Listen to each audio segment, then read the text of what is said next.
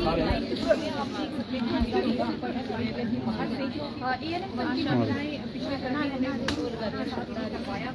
का हमको शौक नहीं, ये हमारी मजबूरी है।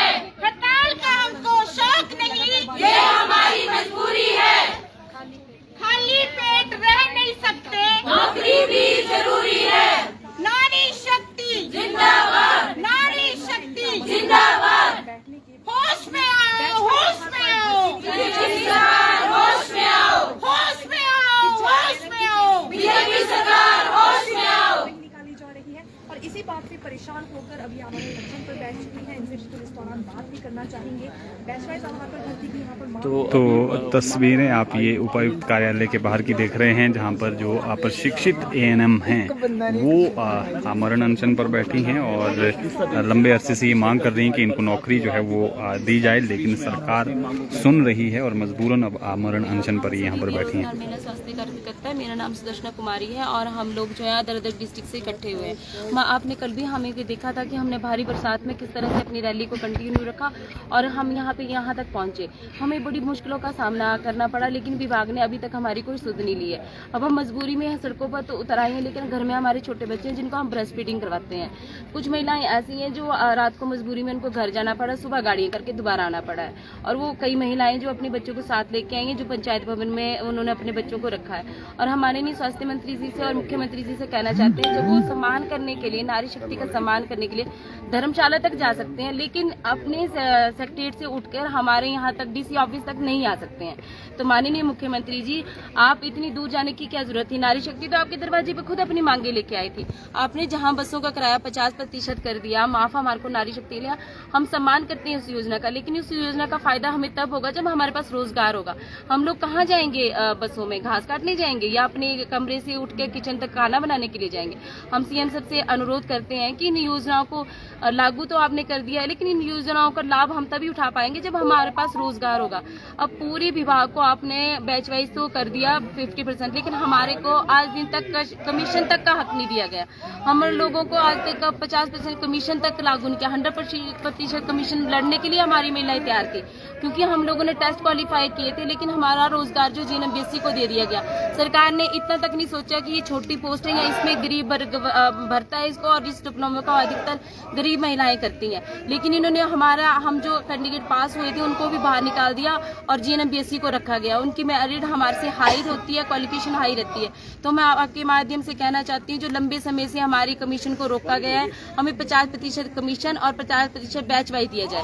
सरकार हमें 100% कमीशन तक नहीं दे सकी, तो बैच वाइज के लिए हम डिमांड लंबे समय से कर रहे हैं। और अगर सरकार हमारी मांगे नहीं मानती है तो हम लोग लंबे समय तक बने रहेंगे। आज हम डीसी सर को ज्ञापन देंगे और ज्ञापन के माध्यम से सूचित करेंगे कि हमारी मांगे क्या है।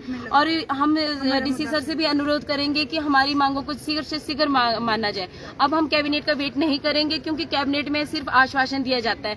हमारी जो जितनी भी लेडीज हैं, हम रात के 9 बजे तक बैठेंगे, 10 बजे तक बैठेंगे। जैसे जैसे हम बच्चों को अटेंड करने के लिए जाना पड़ेगा, बारी बारी से जाएंगी, और लेकिन यहीं पर रहेंगी जब तक हमारी मांगे को आज नहीं माना जाता। क्या रात भर आप अनशन में बैठी थी और किस तरह की परेशानियां आपका डिप्लोमा किए कितना टाइम हो चुका है? कितनी महिलाएं? हमारी महिलाएं जो है वो काफी डिप्लोमा किए हुए काफी टाइम हो चुका है। ये डिप्लोमा जो है अदर स्टेट से भी करवाया जाता है। अदर स्टेट से किए हुए डिप्लोमा को तो ओवरेज महिलाएं हमारे साथ बैठी हैं, और जो यहाँ पे हिमाचल सरकार ने 2013 से करवाना शुरू किया था, इनके खुद के अपने 10-11 इंस्टीट्यूट चले हुए हैं, अभी तक चालू रखे हैं। उसमें बैच बिठाए जाते हैं। तो मैं ये चाहती हूँ कि माननीय मुख्यमंत्री और स्वास्थ्य मंत्री इन पोस्टों से अवगत है, उन्हें पता है हम डिप्लोमा करवा रहे हैं, क्योंकि उनका विभाग करवा रहा है ये चीजें। तो मैं उनसे अनुरोध करूंगी कि अगर आप डिप्लोमा करवा रहे हैं तो रोजगार भी दीजिए। हम महिलाओं की संख्या जो आज 8000 के ऊपर होती है, और प्रतिवर्ष जो है हर वर्ष जो महिलाओं के बैच एएनएम के पास आउट होते हैं। कोविड में हिमाचल प्रदेश को स्वास्थ्य विभाग में नंबर 1 का खिताब मिला, वो एएनएम के बदौलत मिला। तो माननीय मुख्यमंत्री जी, आपके चरणों में विनती, आज नवरात्रे हैं, आपके चरणों में हम विनती करते हैं कि नारी का सम्मान धर्मशाला में जाकर ना कीजिए, घर में दरवाजे पे आई इनको भी पूछिए।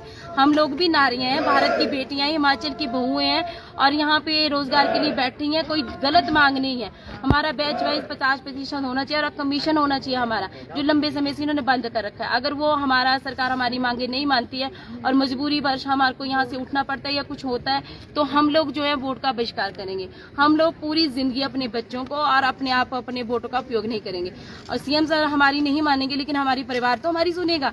वो वोटों में किसी प्रकार का सीएम सर को और किसी भी सरकार को सहयोग नहीं करेंगे। कितने समय से आपकी नियुक्तियां नहीं हुई है, कब से भर्तियां नहीं हुई है? हमारी जो है वो बैच वाइज के हिसाब से जो हमारी मांग लंबे समय से है, इन्होंने पूरा विभाग बैच वाइज कर दिया। हमारी मांग ये 20-22 सालों से है, क्योंकि पहले जो डिप्लोमा करवाया जाता था वो हिमाचल सरकार 95 तक खुद करवाती थी और उन बैच पास आउट होते थे उनको तभी नियुक्तियां दी जाती थी। लेकिन हिमाचल ने डिप्लोमा करवाना बंद कर दिया। अदर स्टेट में ये डिप्लोमे चालू रहे, तो जो महिलाएं बाहर से करके आई उन्होंने भी कमीशन के थ्रू भी आई, वो यहाँ पर उन्होंने डिमांड रखी कि हमारा बैच वाइज किया जाए। लेकिन विभाग ने हमारे बैच वाइज नहीं किया और पूरा पैरामेडिकल स्टाफ जो बैच वाइज कर दिया गया। और जो कमीशन है हमारा वो 100% हमारे लिए कमीशन रखा गया। लेकिन उसमें भी कमीशन में भी जो नियुक्तियां वो जीएनएम बीएससी को दी गई। एक और ये मेल हेल्थ वर्कर को कमीशन पे जो है डायरेक्ट नियुक्तियां दे देते हैं और हमारे को जो है वो 100% कमीशन वो भी जीएनएम बीएससी के साथ फाइट करने के लिए बोला जाता है। तो ये कहाँ का न्याय है? जब उस सबका बैच वाइज है तो हमारा क्यों नहीं है? रात भर आप अनशन पर बैठी रही, किस तरह की स्थिति से आपको गुजरना पड़ा? मैम हमने अनशन तो नहीं किया था, क्योंकि डीसी मैम ने हमें डीसी सर से ऑफिस से हमें परमिशन अनशन की नहीं आई। अगर उन्होंने बोला कि अनशन देते हो तो अपनी मर्जी से देना पड़ेगा। हमने पूरा प्रोटोकॉल अनुशासन में हम लोग, हमारी महिलाओं ने कोई नारेबाजी नहीं की है।